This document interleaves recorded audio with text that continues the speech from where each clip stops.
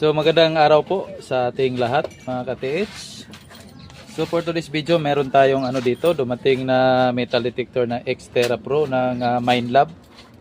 So Minelab, so made in Australia to mga ka-TH. So ito yung specs niya. So Minelab Deep, fully waterproof, simple to use, control pad, flashlight, hand grip, vibration.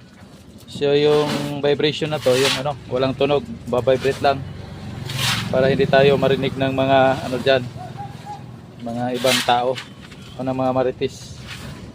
So tingnan natin yung sa loob kung anong meron.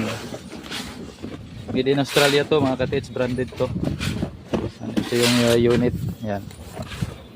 So naka Minelab yan. Ito yung niya, yung manual guide, yung user guide. Tapos ito yung niya, yung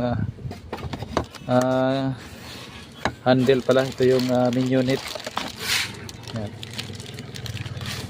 Branded, mabigat. Yan. Naka fully waterproof. Tapos yung niya, yung coil. Ito yung coil niya. Tingnan natin yung coil.